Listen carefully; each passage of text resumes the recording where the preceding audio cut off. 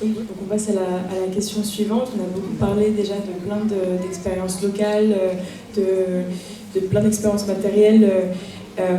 Et j'aimerais vous demander comment les luttes féministes donnent naissance à des formes locales d'organisation et de contestation capables de contrer des modes de domination imposés à l'échelle internationale. Et pour commencer cette question, donc Lula, qu'on avait mentionné plus tôt, qui est d'origine tunisienne et qui vit au Liban depuis une dizaine d'années, a répondu à cette question. Et donc, je vais vous lire sa réponse.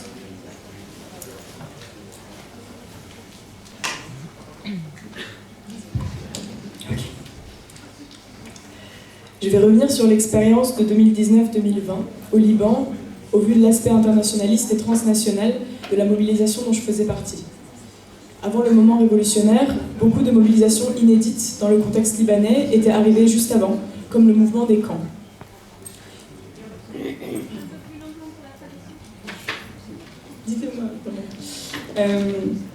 Les habitants et habitantes des camps de réfugiés palestiniennes ont protesté contre la décision du ministère du Travail, selon laquelle ils devraient désormais demander un permis de travail, un permis de travail pour pouvoir travailler légalement. Avant cette décision, il et elle étaient déjà exclus de 70 professions prestigieuses et confinés aux positions subalternes. Et cette nouvelle mesure, destinée à la nationalisation de la main-d'œuvre, a engendré la fermeture de nombreux commerces et a obligé de nombreuses personnes à travailler de manière informelle, en dehors du cadre légal. Et pour la première fois depuis 72 ans, c'est-à-dire depuis le début de la présence des réfugiés palestiniennes au Liban, un mouvement a réuni tous les camps palestiniens et des militants et militantes libanaises s'y sont jointes. Or, étant donné l'interdiction des rassemblements entre Palestiniens et Palestiniennes, les réfugiés manifestent à l'intérieur des camps, contre les autorités qui les administrent, mais ne peuvent pas présenter leurs revendications en public face au gouvernement libanais. Je crois que ça a créé un contexte propice. À ce moment-là, il y a aussi eu un mouvement étudiant contre la hausse des frais d'inscription, la privatisation de l'accès au savoir et la volonté de réserver les diplômes et les postes élevés dans la hiérarchie à une minorité qui les contrôle. Ensuite, 2 semaines avant le 17 octobre 2019, il y a eu des feux de forêt dans la montagne que le gouvernement a dit ne pas avoir les moyens de contrôler.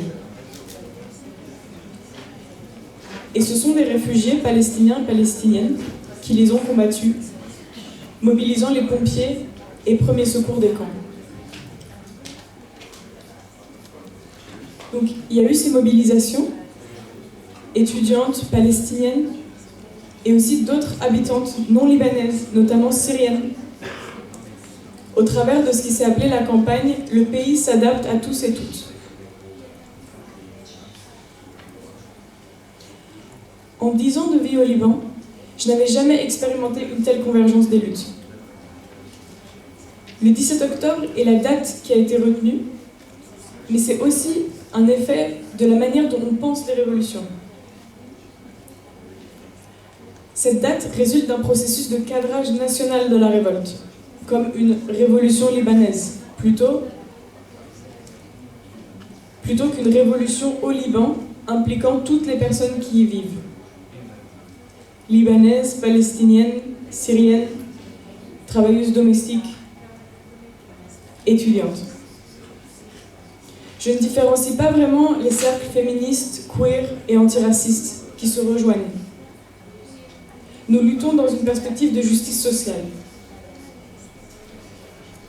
Nos convictions diffèrent de celles des ONG LGBT, qui sont dominées par des hommes gays libanais appartenant à des milieux plus privilégiés, d'un point de vue économique,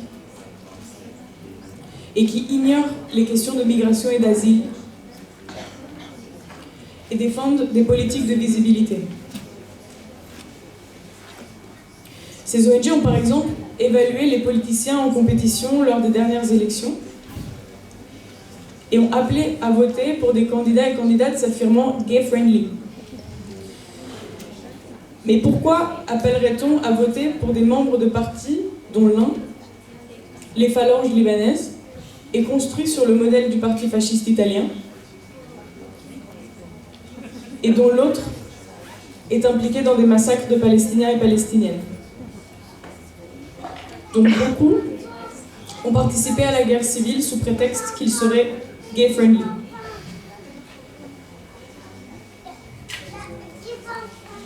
Et comment peut-on donner des consignes de vote quand les personnes trans n'ont même pas la possibilité de changer de papier et sont de fait exclues du droit de vote? Ce type d'activisme permet à des hommes politiques de conquérir un électorat jeune. Les mouvements féministes queer critiquent ce genre d'initiative. Ce n'est pas ce type de changement que nous voulons. Nous demandons la justice. La raison pour laquelle une travailleuse migrante n'est pas autorisée à avoir des relations intimes ou sexuelles est la même raison pour laquelle être queer est criminalisé, est la même raison pour laquelle les femmes hétérosexuelles ne peuvent pas se marier civilement,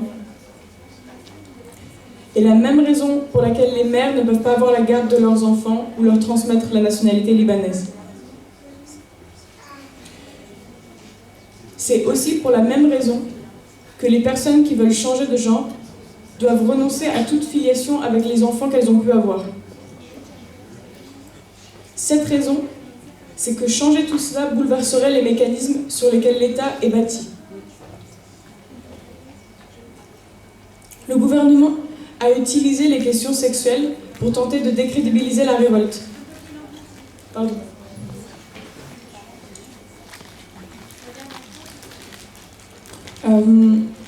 Cette raison, c'est que changer tout cela bouleverserait les mécanismes sur lesquels l'État est bâti. Le gouvernement a utilisé les questions sexuelles pour tenter de décrédibiliser la révolte, affirmant que c'était une révolte de gays et de lesbiennes et non des bons Libanais, ou encore que les gens avaient des pratiques sexuelles dans la rue. Ce discours prétendait aussi que les révoltés étaient des infiltrés, étrangers, et non des Libanais. Il désignait les revendications comme celles des gays et des lesbiennes, avides de sexe, palestiniens, palestiniennes, étrangers, étrangères, et non celles des bons Libanais. C'est aussi pour ça que je ne différenciais pas beaucoup dans mon groupe lutte contre le racisme et lutte contre le sexisme.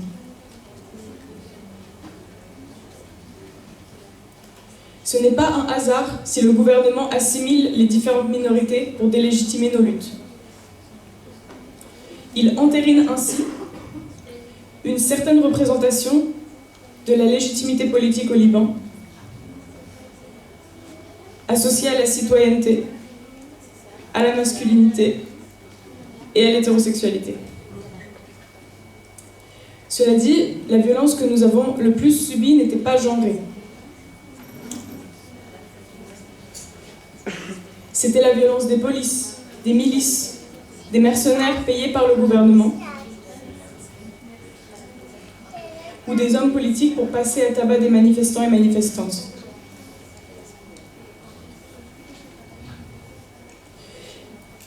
Une de mes amies a dû se faire opérer car elle a eu l'utérus endommagé. Les personnes se faisaient frapper, une personne du groupe a été tuée par balle lors d'une manifestation à Tripoli.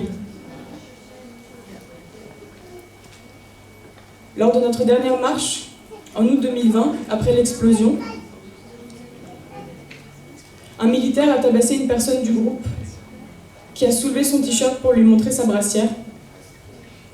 Celui-ci s'est calmé en pensant que c'était une femme et non un homme. Donc le caractère genré de la répression est ambivalent. Les personnes les plus visées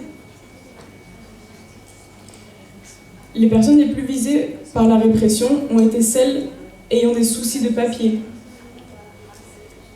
qu'elles soient trans, réfugiées ou tout simplement étrangères, qui ont souvent été convoquées par la police et gardées à vue.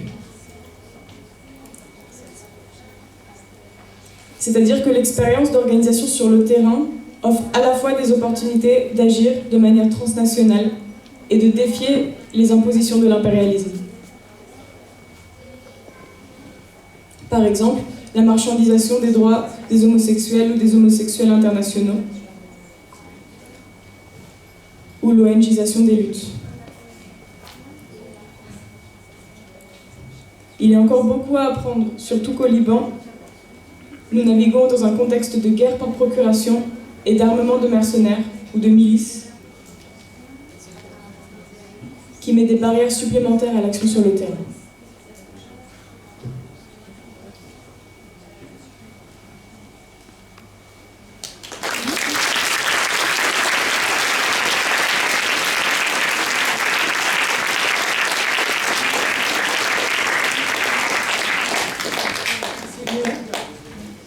Qui a écrit ce texte. Voilà, je peux peut-être rappeler la question comment les luttes féministes donnent naissance à des formes locales d'organisation capables de contrer des modes de domination imposés à l'échelle internationale. Si une d'entre vous souhaite commencer.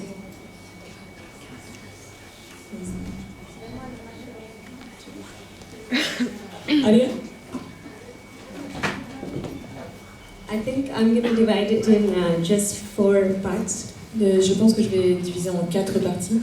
And talk about 4 axes from which women in India, the global south, but particularly South Asia. Et 4 manières dont les femmes en Inde et de manière générale en Asie du Sud, in their struggles against oppressive structures, dans leur lutte contre les structures d'oppression, organized on a feminist basis. S'organisent sur une base féministe. The first would be women's struggles against extractivist capitalism. La première serait sur la question des femmes qui se mobilisent contre l'extractivisme. This women's struggles against this has ranged from individual women activists fighting mining mafias. Ça a commencé avec des femmes indigènes qui se sont mobilisées contre des mafias dans les mines. Mass women's organizations. Des grandes mobilisations de femmes. As well as like women in the guerrilla armed combat. Et des femmes qui sont engagées dans des mouvements de guérilla. So in all these organizations and in all these forms of struggle, et donc dans toutes ces formes d'organisation et de lutte, women's participation and active leadership, la participation des femmes et de leur leadership actif, has actively contested the existing patriarchy existing within, a remis en cause le patriarcat à l'intérieur, as well as like posed a kind of a radical feminist approach to protecting the commons. Et a proposé une manière radicale et féministe de protéger les communes. One can broadly call it, we call it the struggle for Jal Jangal Zameen, which is water, land, forest. Nous parlons de la lutte pour les forêts, la terre et l'eau. And these struggles have been waged across India in the last 15 years. Et ces mobilisations sont apparues dans les 15 dernières années en Inde. So against appropriation of commons, contre l'appropriation du commun, against access to natural resources, pour l'accès aux ressources naturelles, against eviction from livelihoods, contre les évictions de l'espace naturel. Indigenous women's collectives and Dalit women's groups have fought against this kind of extractivist capitalism of multinational corporations. Ces femmes indigènes et de castes inférieures se sont mobilisées contre l'extractivisme et des compagnies transnationales et multinationales. So in this section, I think I'm going to just talk about 4 axes while not talking about hundreds of other struggles and forms of organizing that are happening locally.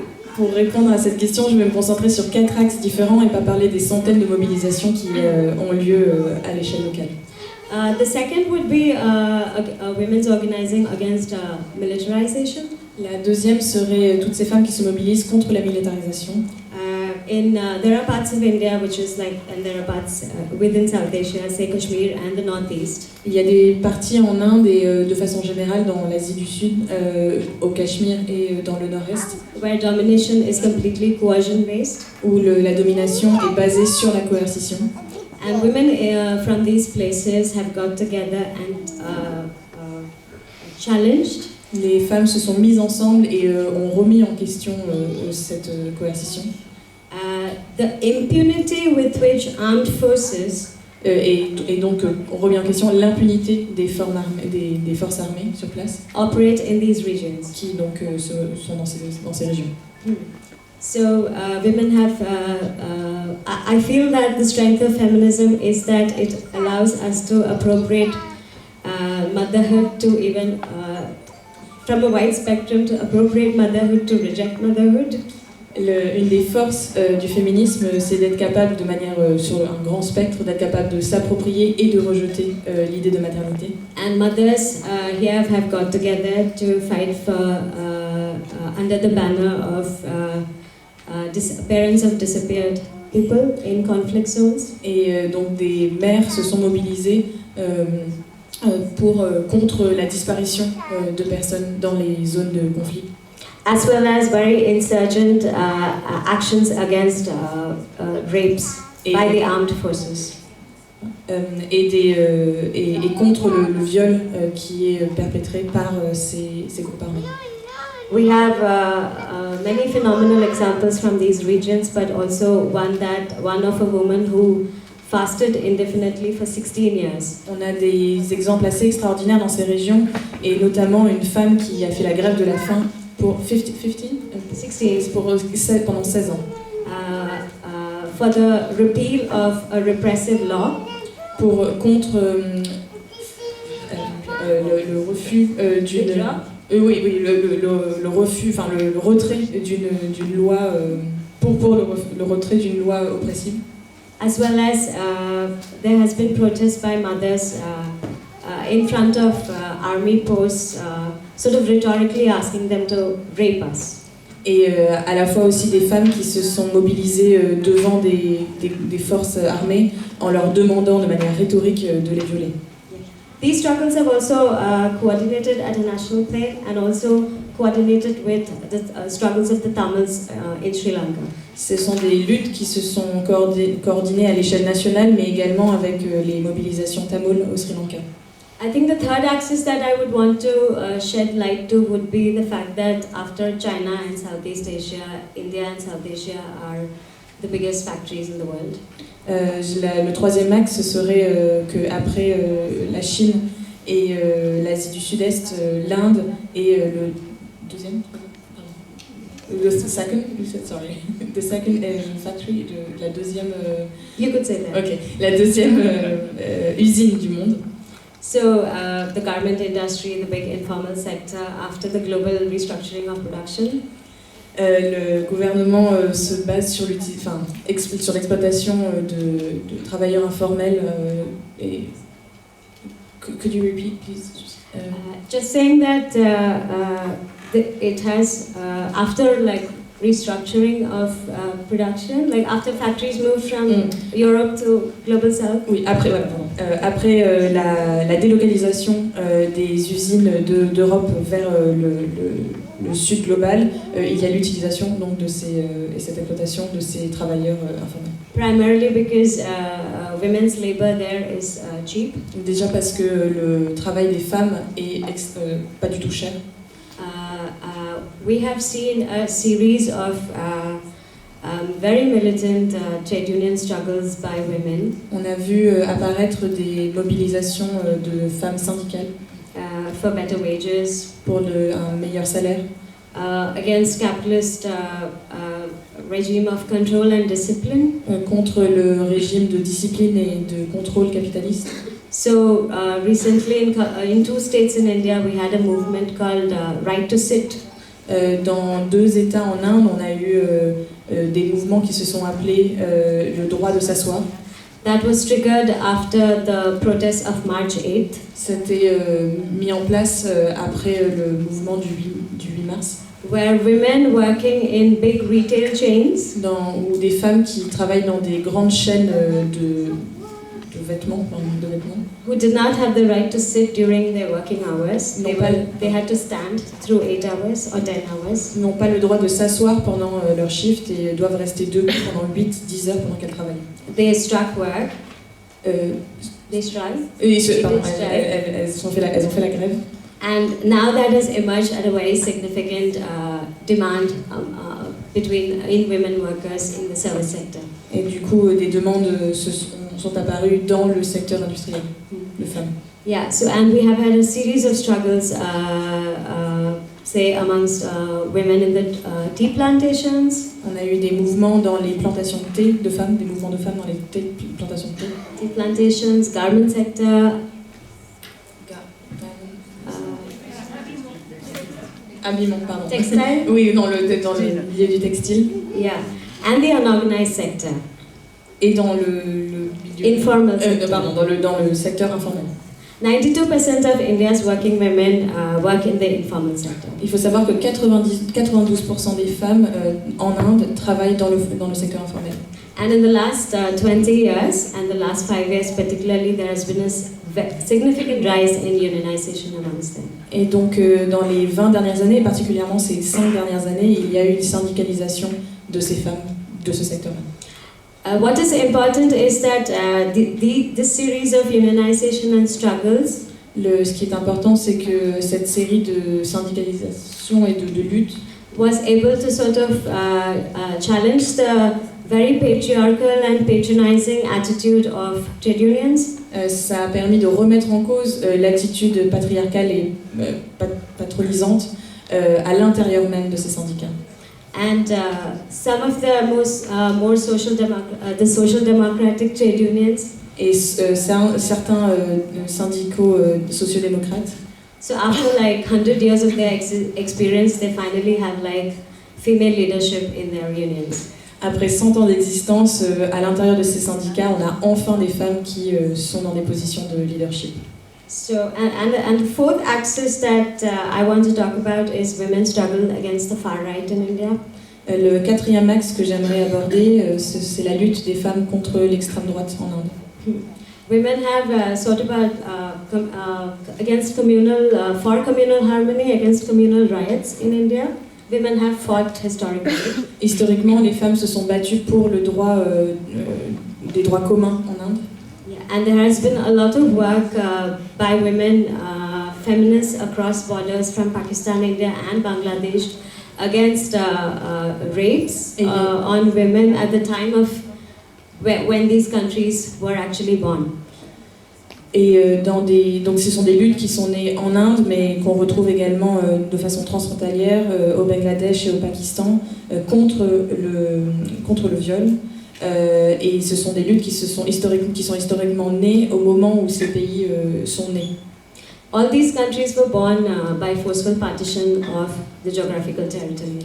Ces pays sont nés d'une partition forcée sur le territoire.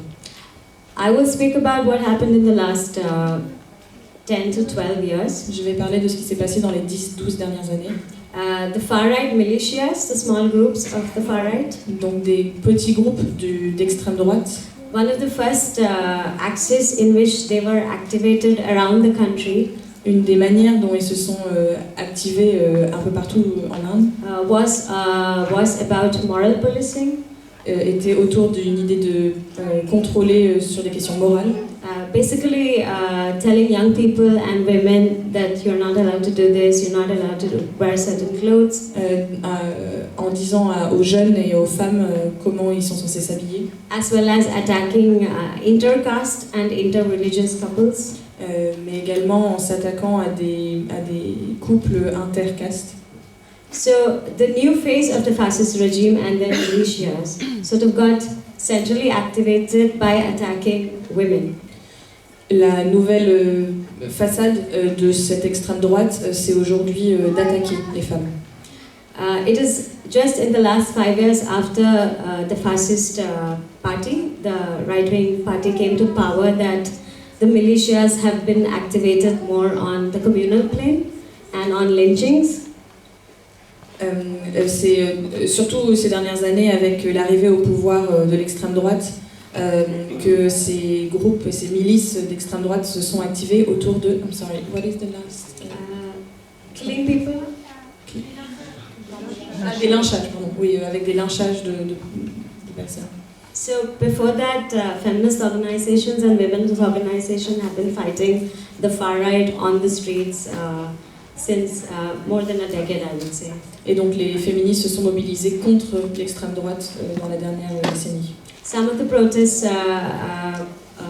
were like just sending thousands and thousands of pink underwears to the headquarters of the far right organization. Une des manières de se mobiliser, ça a été d'envoyer, enfin, ces femmes ont envoyé des milliers de sous-vêtements roses au headquarters, au siège de ces groupes d'extrême droite.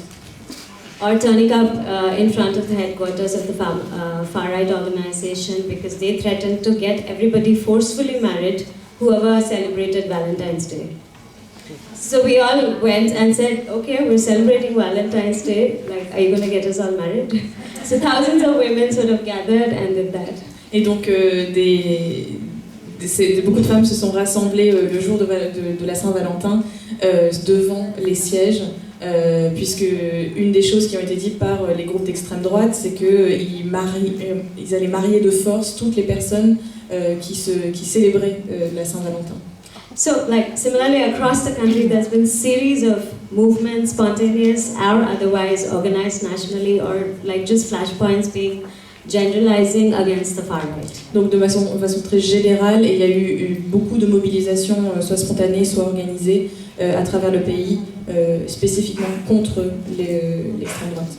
Lastly, I would say that the last citizenship protest and the farmers' movement has a significant amount of feminist organizing, and it is only symbolic of that at least 4 activists of This Is a Citizenship protest has been slapped and was in jail and continues to be in jail. These are all feminist activists from feminist organizations. Dernière chose que j'aimerais ajouter, c'est que les mouvements contre la loi sur la citoyenneté et les mouvements de paysans à travers l'Inde ont été des mouvements avec une forte mobilisation féministe. Notamment 4 femmes ont été... sorry, could you come back just about the 4 women? So just say it, right? Just saying that a lot of the student activists and feminist activists were arrested during the citizenship protests under the West law in India. And 4 of them happen to be members of feminist organizations. Okay. Beaucoup de personnes ont été, et surtout des femmes, ont été arrêtées au moment de cette mobilisation contre la réforme de la loi sur la citoyenneté en Inde. Et 4 de ces femmes-là faisaient partie du mouvement féministe.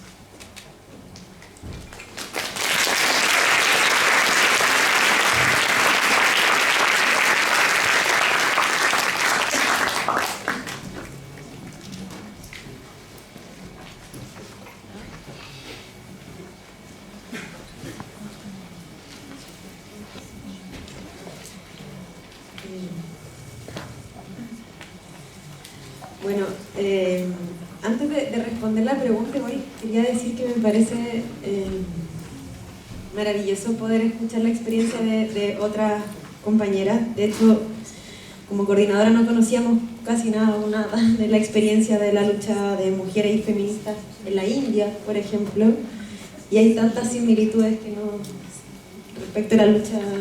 perdón.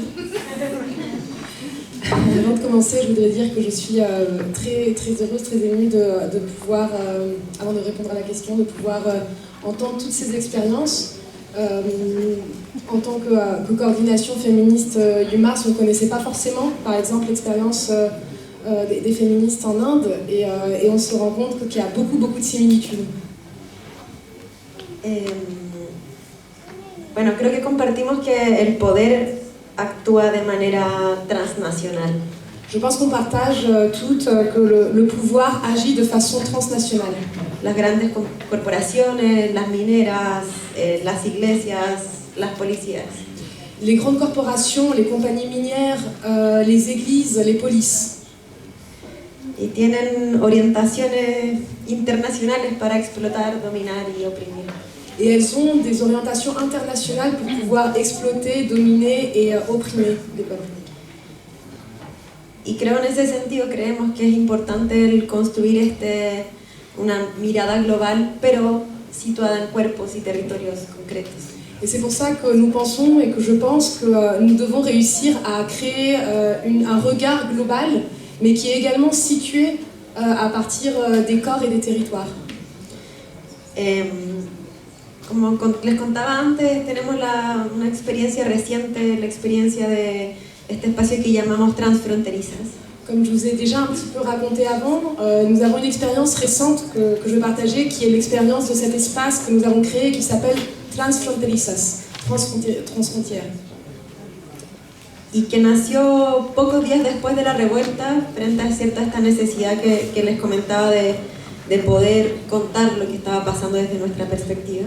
Et qui est né dans les premiers jours des révoltes au Chili en 2019, à partir de la nécessité de pouvoir raconter ces expériences que nous étions en train de mener et de vivre. Pero vimos también que estaban sucediendo revueltas en otros lugares del continente y del mundo. Mais nous avons également vu à ce moment-là qu'il y avait des insurrections et des révoltes dans d'autres endroits du monde. Que así también avanzaban los fascismos, la derecha, los fundamentalismos. Et que de la même façon avançaient les fascismes, l'extrême droite et les fondamentalismes. Y que por eso también es importante construir diagnósticos y análisis globales desde nuestras realidades locales.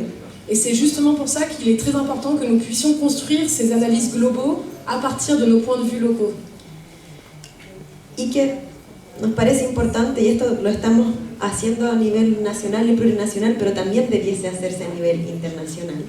Et que c'est pour ça que nous développons d'une échelle nationale, plurinationale, mais qu'il faudrait qu'on continue à le développer plus d'une façon internationale. Y es construir una salida a la crisis que actualmente vivimos desde nuestra perspectiva, entre mujeres y disidencias, con nuestro protagonismo, pero una propuesta global para la transformación de la vida en general para todos y todas. Qui est justement de créer une proposition de sortie de cette crise que nous sommes en train de vivre, une proposition construite à partir du protagonisme des femmes et des personnes des dissidences de sexualité et de genre. Pero para la sociedad toda. Mais qui puisse être une proposition de sortie à la crise pour toutes et tous. Pensamos que en ese sentido los encuentros feministas que existen nos han servido para poder, por un lado, ampliar el imaginario a través de la escucha. Les rencontres féministes que nous avons organisées, que nous levons au Chili, nous pensons qu'ils ont servi pour justement ouvrir l'imaginaire et pour pouvoir nous écouter aussi entre nous. Fue importante para nosotras, por ejemplo, el escuchar a las compañeras brasileñas, ver cómo avanzaba el fascismo en su país ante la inminente elección de Bolsonaro. C'était très important pour nous, par exemple, de pouvoir écouter les expériences des camarades brésiliennes avant l'élection de Bolsonaro et de comprendre là comment était en train d'avancer l'extrême droite. Pero como decía anteriormente, la puesta en común y la experiencia es insuficiente. Mais comme je disais tout à l'heure, le fait de partager nos expériences, de les mettre en commun, ce n'est pas suffisant. A nivel interno, a nivel plurinacional, nosotras dijimos que respecto de los encuentros que se daban en Chile, par exemple, au niveau interne, au niveau plurinational, nous avons dit que ces rencontres féministes que nous organisions au Chili, que no bastaba con juntarnos un día o un par de días a conversar de nuestras experiencias locales. Que ce n'était pas suffisant de pouvoir nous retrouver un jour ou 2 jours pour pouvoir parler de nos expériences locales. Sino que era necesario construir un programa de lucha. Mais qu'il fallait que nous puissions construire un programme de lutte. ¿Cómo hacemos eso a nivel transfronterizo? Alors maintenant, comment faire ça au niveau transfrontière? Empezamos a hacer diagnósticos respecto, por ejemplo, a nivel transfronterizo, de cómo afectaba particularmente a las mujeres, a los cuerpos feminizados y racializados el COVID. Nous avons commencé par exemple à établir des diagnostics communs au niveau transfrontalier sur comment la pandémie, le Covid, affectait les corps féminisés, les corps racialisés. Compartimos experiencias y vimos cómo podíamos articularnos para concretar esas experiencias. Et nous avons partagé des expériences, mais nous avons aussi essayé de trouver comment nous articuler pour mettre en œuvre ces expériences. Y también hemos hecho experiencias o tenemos experiencias de solidaridad dentro de nuestros territorios a otros procesos. Et nous avons également des expériences de solidarité dans nos territoires envers d'autres processus. Que quería mostrarles un video, pero no sé. Elle voudrait montrer une vidéo très courte, elle ne sait pas si c'est possible. C'est prévu.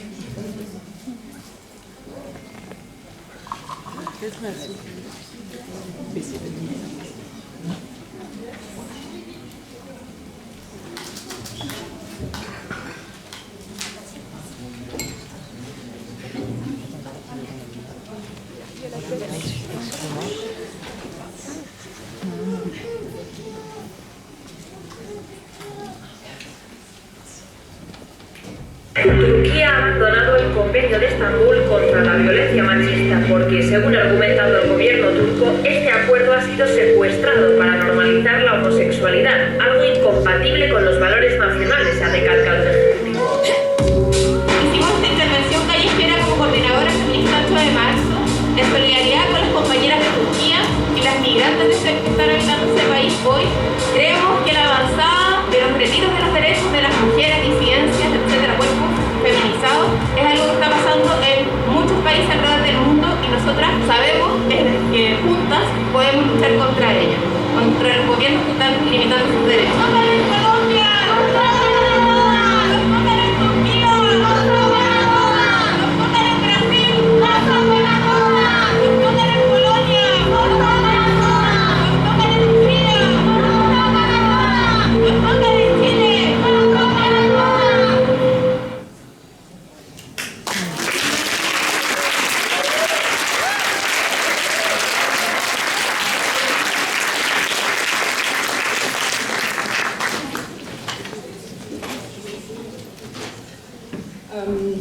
Je vais essayer d'expliquer rapidement l'intervention, mais j'ai pas le texte. Donc c'est une intervention du comité internationalisme de la coordination féministe 8 mars qui a été faite suite à des lois qui ont été approuvées en Turquie par le gouvernement d'Erdogan. Et dans les slogans, on pouvait voir par exemple si on touche à l'une d'entre nous, on nous touche à toutes, enfin, on est toutes touchées. Nous sommes, que le féminisme c'est une puissance internationaliste. Il y a un moment où on dit si on touche à l'une d'entre nous en Pologne, on est toutes touchées. Si on touche à l'une d'entre nous en Colombie, nous sommes toutes touchées. Si on touche à l'une d'entre nous en Turquie, nous sommes toutes touchées. Si on touche à l'une d'entre nous au Walmapu, nous sommes toutes touchées. Et donc il y a le message insister sur les violences qui sont faites envers les corps féminisés et les corps racialisés partout dans le monde, et la nécessité en fait de construire des réponses de toutes envers ce genre de violence qui était en train de s'intensifier.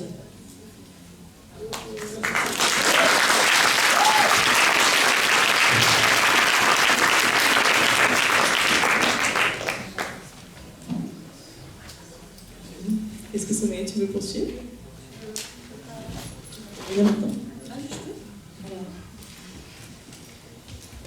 Alors du coup, en termes d'ancrage local de collectifs des bombes atomiques, je voulais prendre deux exemples à Bure. Donc le champ de la manifestation et puis ensuite un peu parler de transmission de pratique. Alors la première mobilisation des bombes atomiques, c'était une action en mixité choisie dans le sud de la Meuse. Et il y a plus de 500 personnes qui sont venues. Donc c'était une action en mixité choisie, sans mec cisgenre. Et parmi les personnes qui sont venues, c'était très varié. C'est-à-dire qu'il y avait des personnes qui n'osaient plus venir à Bure parce qu'il y avait eu trop de violence pendant les mobilisations, qui se sentaient pas en sécurité de revenir. Et dans ce cadre-là, parce qu'elles savaient que c'était une perspective féministe, elles sentaient qu'il y aurait une prise en compte de leurs limites et d'elles dans l'action et dans ce qui allait se passer. Donc c'était vraiment un cadre qui a rassuré plusieurs personnes qui n'osaient plus venir dans le coin. Il y a des féministes qui n'avaient jamais eu l'occasion de venir à Lure et qui ont saisi l'occasion. Et il y a aussi beaucoup de féministes qui ne se sentent pas à l'aise dans les milieux militants pour plein de raisons, plein de façons de s'organiser, etc.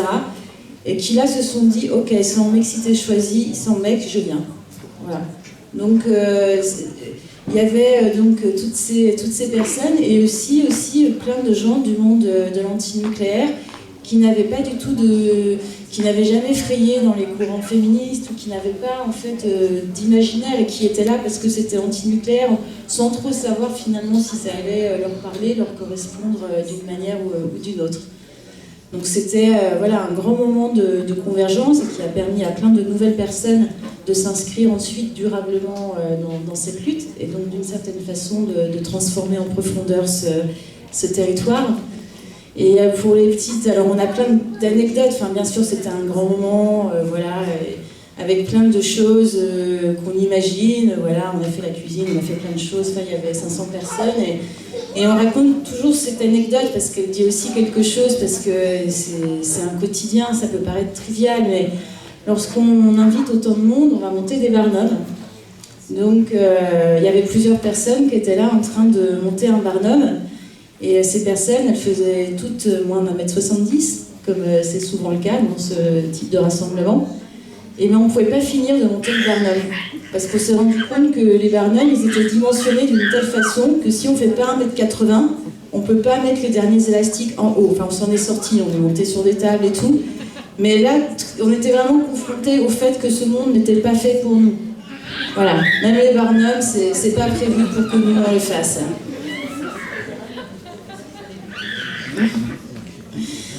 Et pendant la mobilisation, il s'est passé quelque chose. On se demandait qu'est-ce qui allait se passer avec cette manifestation sur ce territoire qui est souvent réprimé. Et contre toute attente, il y avait quand même assez peu de flics. Et c'est vrai que c'était déjà un grand moment de réussir à refaire une manif là-bas, que pour beaucoup de gens c'était très émouvant, très émotionnel. Et certaines personnes se sont dit, mais on en profite, quoi, ils sont pas là, on fonce. Tout le monde n'était pas d'accord, parce que les gens, il y en avait beaucoup qui avaient eu des traumates, ils étaient déjà contents que tout se soit bien passé. Et donc là, il s'est passé un peu ce truc que du coup, on a vraiment parlé à plusieurs centaines, en cercle, de comment on allait faire. Et, enfin, c'était un moment très fort, très, très beau. Suite auquel on a décidé de toutes repartir ensemble en se disant que c'était déjà un nouveau premier pas sur ce territoire et que c'était déjà pas mal. Et je voulais parler donc d'un autre événement plus récent. Donc il y a eu plein d'autres choses, hein, il y a eu des semaines d'échanges de pratiques, etc. Mais ces derniers temps, il y a eu beaucoup de rassemblements en tout petits collectifs pour travailler sur les questions du nucléaire. Et ça, c'est un peu propre aux luttes anti-nucléaires. On se dit, oh là là, le nucléaire, c'est technique, il faut tout connaître. Du coup, ça devient des luttes de mecs. Voilà. Il faut être expert, et sinon, on vous renvoie dans les cordes. Ah, t'as rien compris à la fusion, à l'EPR, t'as rien à dire, quoi. Et bon, déjà, je ne suis pas d'accord personnellement avec ça. Mais en tout cas, on s'est dit qu'on avait envie de gagner en confiance, en puissance, et on s'est mis en petits groupes à travailler justement sur ces questions qu'on n'arrive pas à s'approprier, à faire des arpentages de gros bouquins compliqués sur le nucléaire, à se faire des fiches de lecture, à mater des films, et à s'entraîner aussi entre nous, à parler de bure, de nucléaire, à faire des exercices de présentation, parce que c'est toujours un peu les mêmes aussi qui prennent la parole souvent. Et donc voilà, c'est aussi une autre forme d'ancrage local, de manière qu'on a eu ensemble de se préparer pour participer à cette lutte. Et pour finir, dire que Donc bien évidemment, cette perspective a amené beaucoup de personnes, en tout cas ça a beaucoup nourri aussi les images les imaginaires de la lutte antinucléaire, qui est une lutte très, très peu portée malgré les enjeux assez cruciaux aujourd'hui.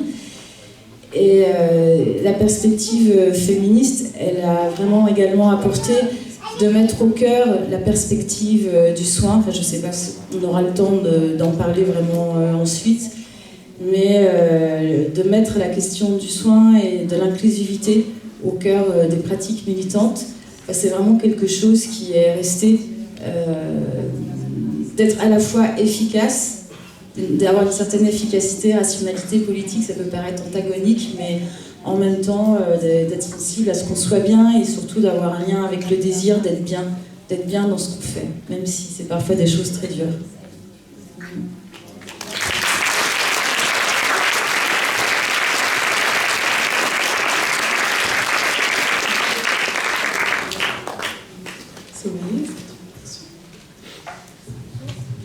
Du coup, pour parler un peu du contexte local de la lutte des femmes en Iran, je veux bien le mettre en relation avec le contexte global, parce que je pense que l'Iran, il est vraiment parmi les bons exemples qui montrent à quel point les problématiques des féministes et des femmes est liée vraiment des problématiques plus larges et la politique plus large, à la fois au niveau régional et au niveau international. Du coup, si on habite dans la région, en Iran, Moyen-Orient, c'est évident qu'on se pose la question de impérialisme et anti-impérialisme dans une région qui a connu pas mal de guerres depuis vraiment des siècles. Du coup, et là, la question elle est plus pertinente pour l'Iran et pour les féministes en Iran, parce que comme vous savez, il y a une tension très forte entre l'Iran et Israël, entre l'Iran et les États-Unis. Et ça se manifeste aussi dans les luttes des femmes en Iran. Et c'est intéressant de voir que la hégémonie des féministes libérales en Iran, c'est très lié de la représentation et la hégémonie aussi des luttes impérialistes dans la région et dans le pays. Donc je l'explique un peu pour montrer c'est quoi le lien entre deux. Du coup, avec la tension entre l'Iran et États-Unis et Israël, Iran il a la rhétorique de se présenter en tant qu'axe de résistance contre de pays impérialistes, du coup en tant qu'anti-impérialiste. Et c'est malheureusement justifié et accepté par une grande partie de gauche, majoritairement la gauche classique, staliniste, tout ça, mais pas que. Du coup, qui ont pas mal de représentants en France aussi. D'ailleurs, ACTA, les groupes très, je vais dire, progressistes et de reste, qui n'hésitent pas de se positionner de cette manière. Mais bon, du coup, avec ce positionnement, qu'est-ce qu'ils font les gens qui sont en opposition de l'État, dictature, vraiment anti-féministe, anti-femme de l'Iran? Bien sûr qu'ils essaient de faire autrement pour faire face de l'État. Du coup, si l'État, dictature de l'Iran, il est anti-impérialiste, qu'est-ce qu'on fait? Les féministes opposition libérale qui se sentent proches de l'impérialisme. Ils s'approchent aux féministes à droite, états-uniens, européens, pour avoir l'argent, lien et tout ça, pour faire le régime change dans le pays.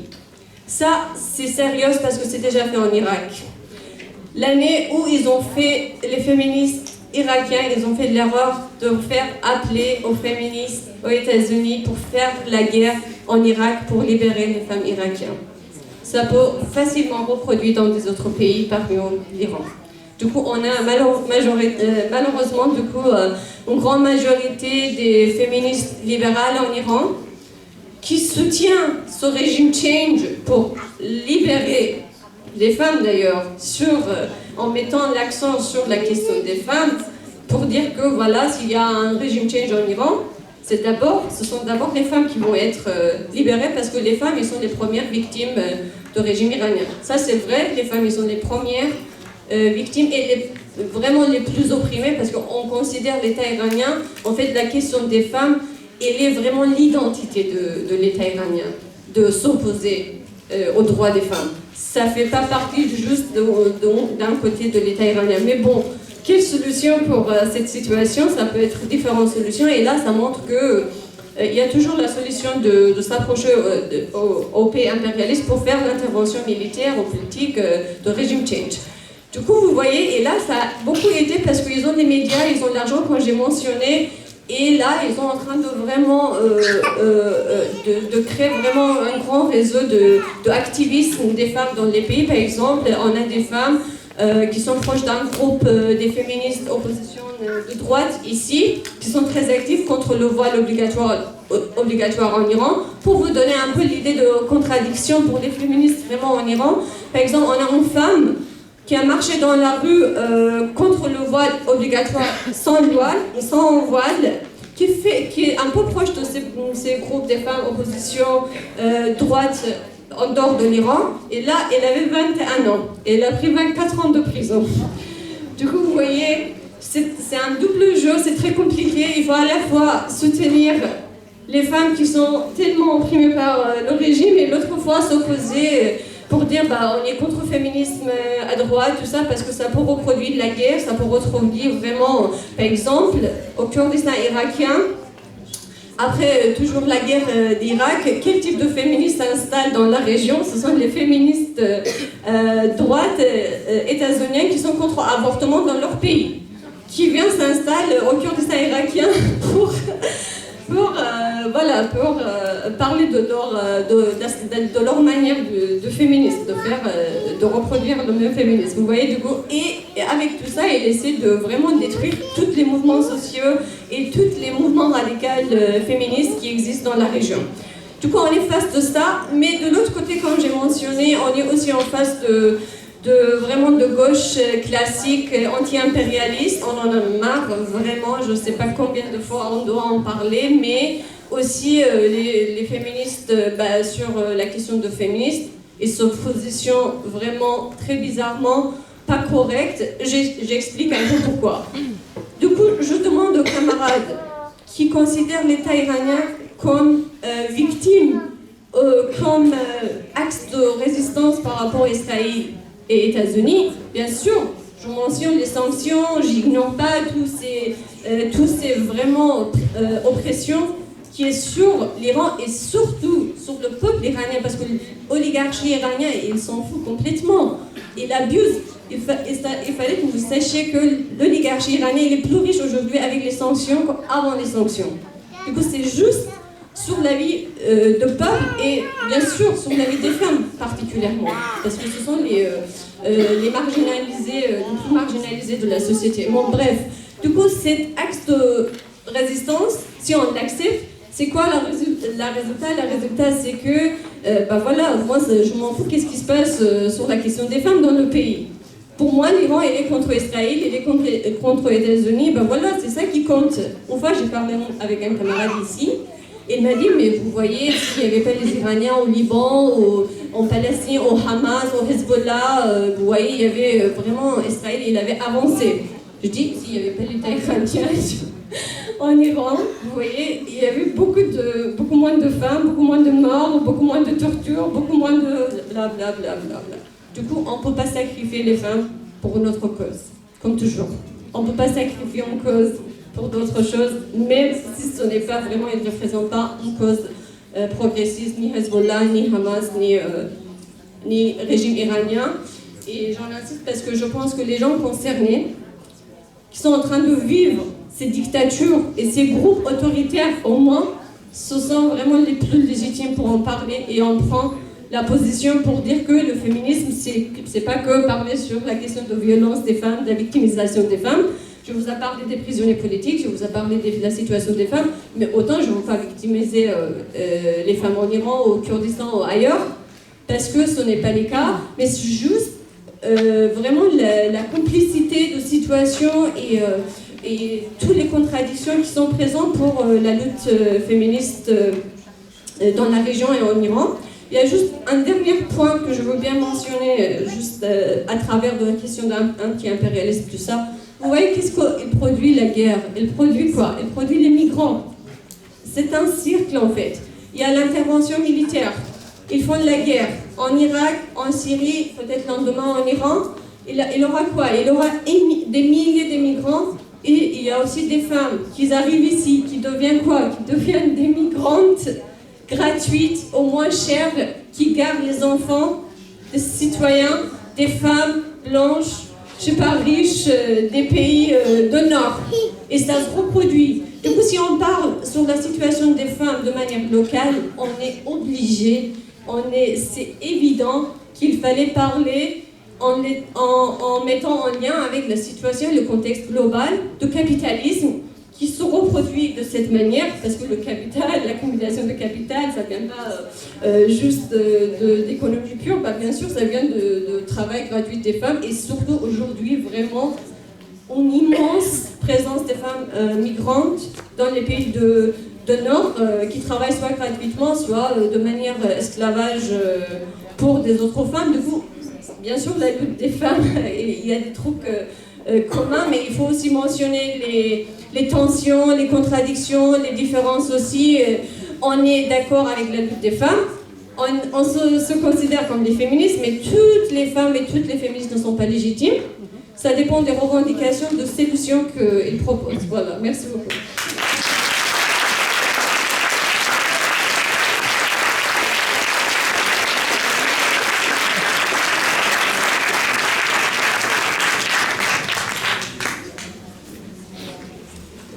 Merci beaucoup à toutes pour ces réponses. Il nous reste une dernière question. Je me tourne vers le bar. Il nous reste une dernière question. On y va.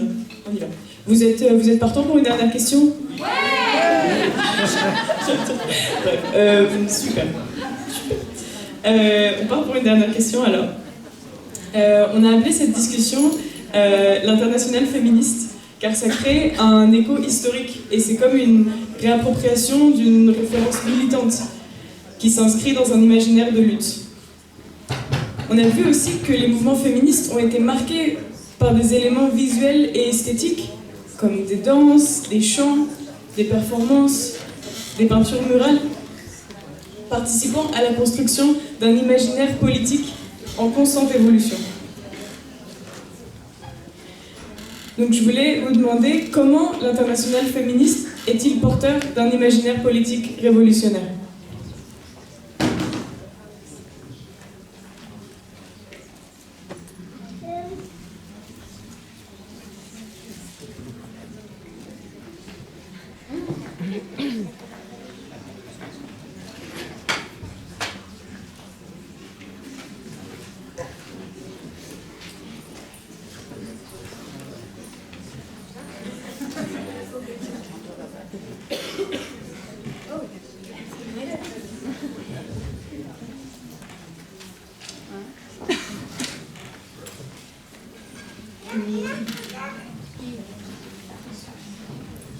I think the slogans that sort of embody International Working Women's Day on March 8th has been something that stayed with us for over a century. Je pense que les slogans qui représentent la marche du 8 mars sont les slogans qui sont restés avec nous historiquement, qui sont restés avec nous à travers l'histoire. The March 8 celebrations actually, or the protests on March 8 brought about big revolutions in the world. Les mobilisations autour du 8 mars ont permis des révolutions à travers le monde. And 100 years later, it continues to mobilize millions of women around the world. Et des centaines d'années plus tard, ça continue à mobiliser des milliers de femmes à travers le monde. So I think today the slogans embody ones in bread and peace. Aujourd'hui le slogan paix et pain. I think translation into today's struggles. Traduit dans des. Today's struggles. Traduit dans des luttes actuelles. Is of immense importance, and that spirit of March 8th and the International Working Women's Day continues to stay with us. Et d'une importance immense et continuer à se traduire dans nos luttes à nos luttes à toutes. So first of all, I feel it's the revolutionary political imagery is also translated through that spirit in that we sort of take from history and carry with us forward. L'imaginaire révolutionnaire continue et nous permet de continuer aujourd'hui. More recently, I think in our context, we definitely, I mean, right now in India, the most popular slogan is, what do we want? Freedom. Aujourd'hui, le slogan le plus important en Inde, c'est nous voulons la liberté. It's Hum kya chahte hain azadi. It is Hum kya chahte hain azadi. You don't have to translate. But it is something the entire country, I mean, in spite of all the warmongering that goes on between India and Pakistan, it is something that we got from the feminists of Pakistan. C'est un slogan qui a traversé les frontières et c'est quelque chose qui nous vient du Pakistan, des femmes pakistanaises. Today it is something that is chanted across the country against the far right and the fascist government. C'est un slogan qui est dit à travers le pays contre l'extrême droite et le gouvernement d'extrême droite. Recently, again, the rapist issued oath from Chile. Aujourd'hui, oui, ok, pardon. Aujourd'hui, la performance chilienne, la Stécis, contre le viol. So that was also translated and performed in a couple of languages in India. Ont aussi été utilisés et performés en Inde. So I think feminist struggles around the world is able to inspire. I mean, we live in a world where slogans and chants and radical imagery sort of spreads even more faster than before. Je pense que les luttes féministes dans le monde entier nous inspirent toutes, et notamment à travers ces slogans et ces différents imaginaires. And historically, we have always taken inspiration. Say, slogans have always traveled, including the personal is the political. Historiquement, les slogans nous ont inspirés et mobilisés, et comme les personnalités politiques. So I think no, I don't have much to say except the fact that it seems a time when feminist struggles around the world, which they have inspired feminists and organizations and changed the world historically, and it will continue to. And I think radical political imaginations will get created as we go dismantling oppressive structures. J'ai pas grand chose à dire, mais ce que j'aimerais juste dire, c'est que ces imaginaires radicaux féministes nous permettent de continuer dans nos luttes au quotidien.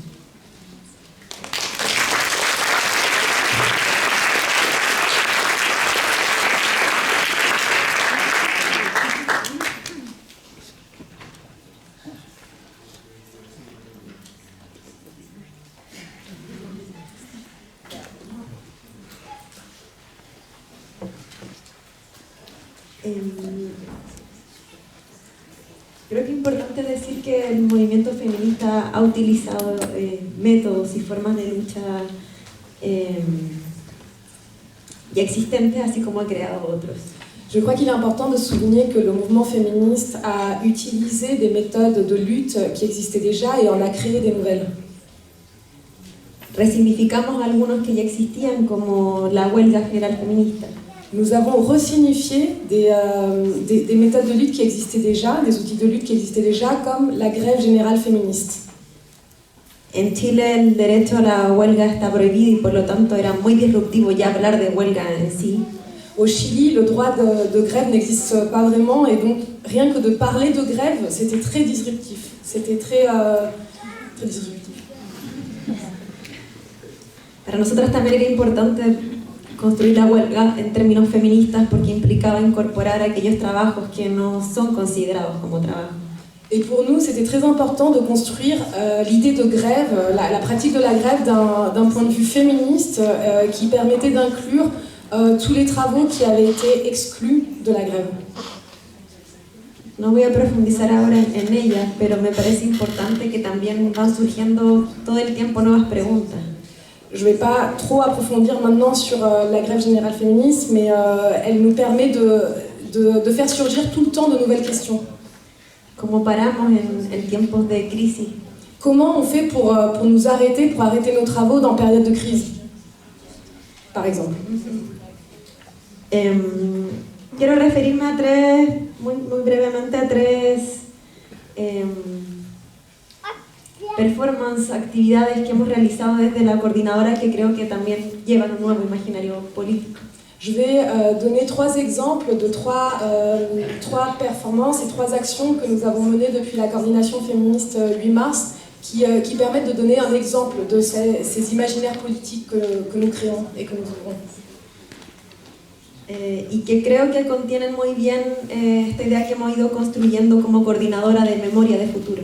Et je pense qu'ils permettent de bien montrer cette volonté que nous avons eue comme coordination féministe de travailler autour des mémoires de futur. Bueno, el metro, me imagino que como cualquier transporte público en una ciudad, en un país, para nosotras es muy significativo. Tout d'abord, le métro, qui comme tout transport public dans une grande ville, pour nous, le métro est très significatif. Lo tomamos todos los días para ir al trabajo. On prend tout le métro tous les jours pour nous déplacer, pour aller au travail. Y en la revuelta el metro fue lo que se evadió para no pagar y fue también lo que se quemó. Et pendant les révoltes au Chili, c'est le métro que nous avons commencé par frauder. Et du coup, par où a commencé l'évasion, et puis c'est les métros que nous avons brûlés, qui ont brûlé. En 2019, previo a la huelga, tuvimos una semana completa de acciones para llamar y preparar la huelga esa semana. En 2019, pendant une semaine avant la grève générale féministe, nous avons fait une semaine d'action pour préparer et pour appeler la grève. Cambiamos el nombre de todas las estaciones de metro. Et nous avons changé le nom de toutes les stations de métro de Santiago. Pusimos unos stickers gigantes sobre los nombres. On a pris des stickers géants et nous avons collé toutes les entrées, tous les noms qu'il y avait à l'entrée de chaque bouche de métro. Era una forma de expresar gráficamente las distintas formas de violencia a la que nos exponemos como mujeres y disidencias. Et c'était une façon pour nous de visibiliser, d'exprimer graphiquement sur le territoire différentes formes de violence que nous vivons, nous les femmes.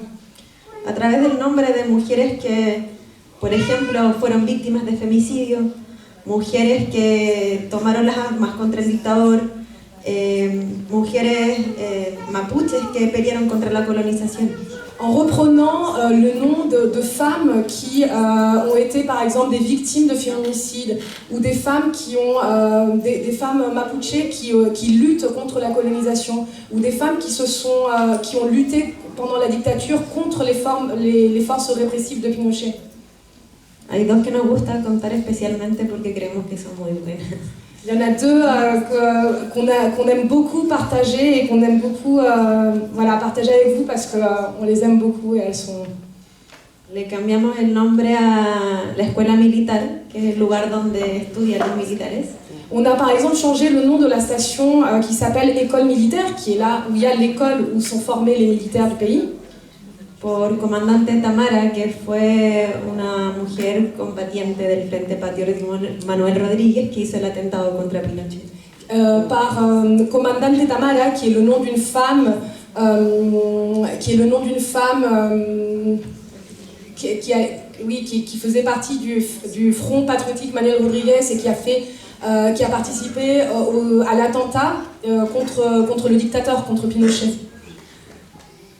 Y también le cambiamos el nombre a la estación Metro Universidad Católica por Hija de Perra.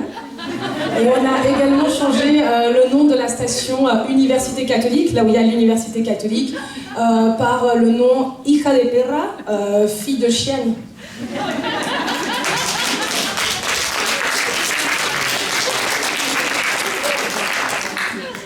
Bueno, al día siguiente los medios de comunicación no pudieron ignorar nuestra acción y consideramos que este fue un acto de memoria porque tuvieron que dentro de sus periódicos decir quiénes eran cada una de estas mujeres.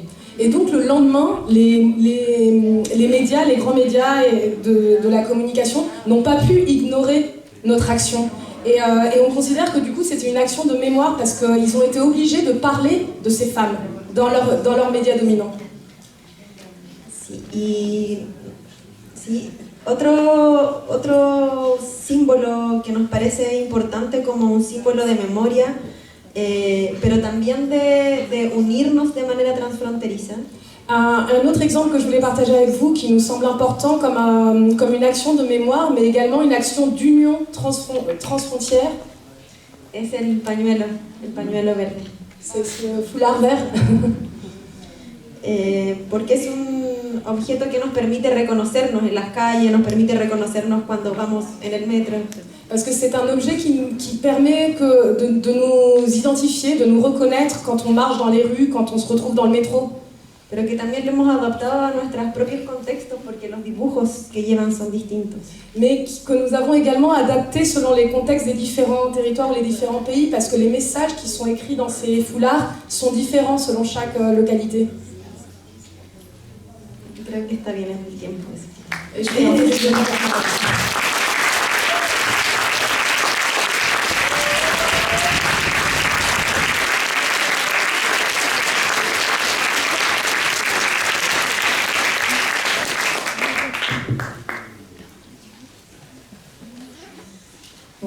merci, c'était vraiment inspirant.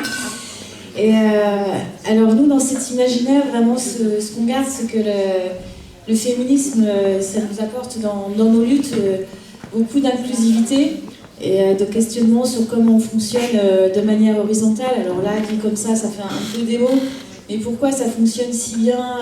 On se rend bien compte que dès qu'on fait des choses en mixité choisie, sans mec cisgenre, et ben, je sais pas, ça a l'air de rouler, il y a des choses qui fonctionnent tellement mieux et que quand même ça nous interroge un peu. C'est vrai. Et donc voilà, j'ai pas toutes les réponses, mais en tout cas c'est évident que nous, dans nos différents collectifs, on essaye quand même de partir de là où on est, parce qu'il y a une écoute qui est tournée vers les différents membres du groupe. Et par exemple, quand on est fatigué, parce qu'il y a eu beaucoup de gros événements, mais on se dit on n'a qu'à faire des choses plus petites, et que quand on se rend compte que c'est toujours les mêmes qui écrivent, et ben on arrête tout et on fait une semaine d'atelier d'écriture, et pour que tout le monde dise un peu le pourquoi ils luttent et de comment, et qu'après c'est beaucoup plus simple de trouver ces mots. Et voilà, on appelle ça des ateliers d'autodéfense antinucléaire. Mais tout ça, c'est des outils du féminisme finalement qu'on utilise dans la lutte antinucléaire et qui nous permettent d'avancer sur ces chemins. Et pareil, on a fait la même chose aussi avec comment on parlait du nucléaire. Enfin bon, je vais finir par me répéter, mais il y a beaucoup de choses à explorer de ce côté. Et j'espère que ça va inspirer d'autres collectifs. Voilà, merci beaucoup.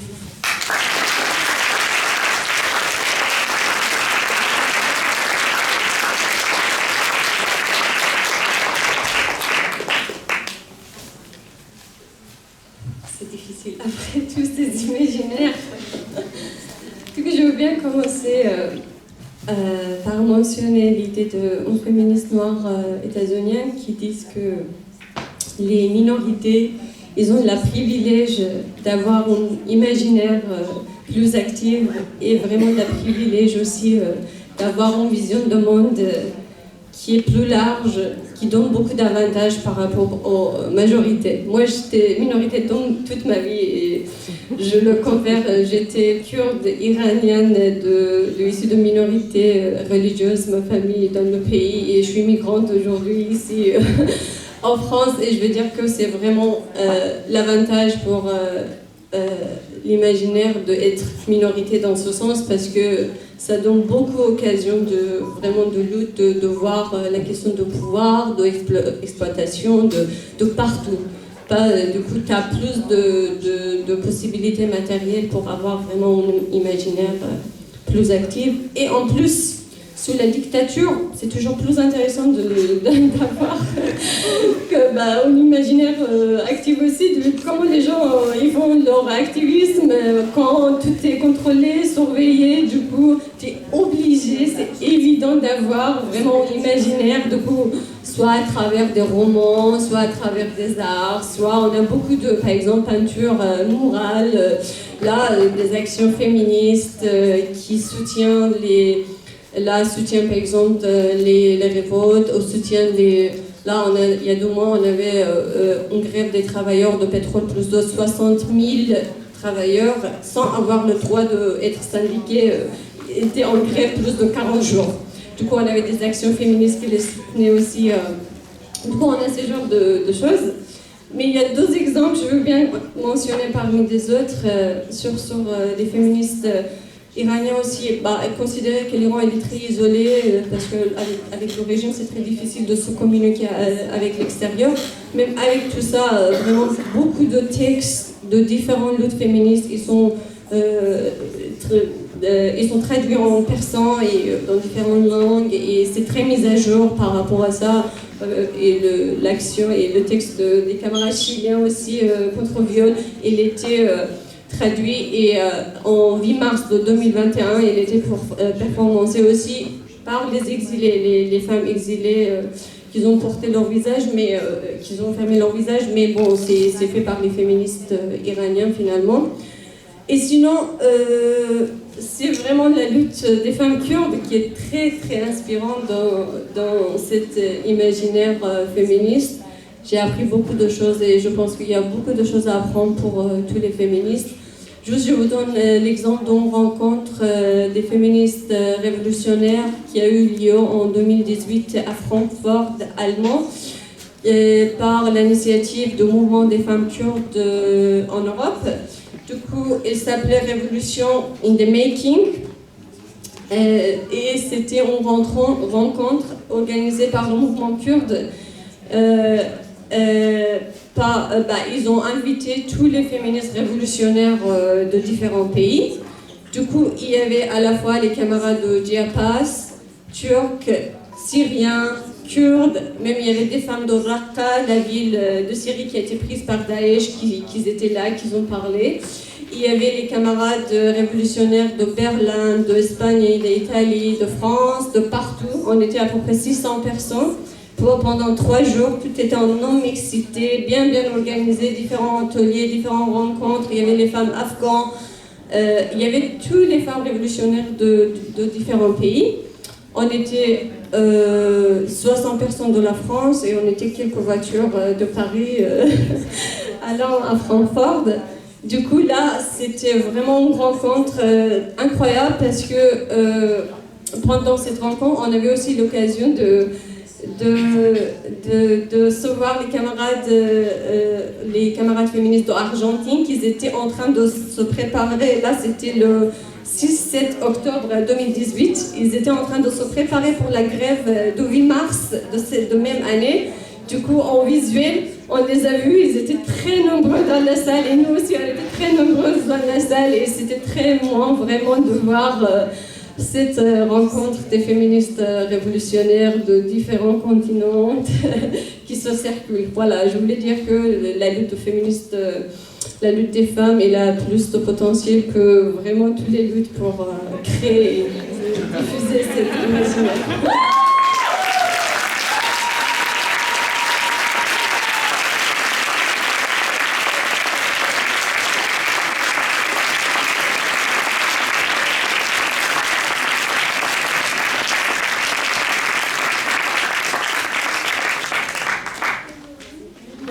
Mille merci vraiment à Aria, à Soma, à Andrea et puis à Louise et à nos super traductrices et à tous nos traductrices tout ce week-end. Merci à vous d'être venus et d'être restés.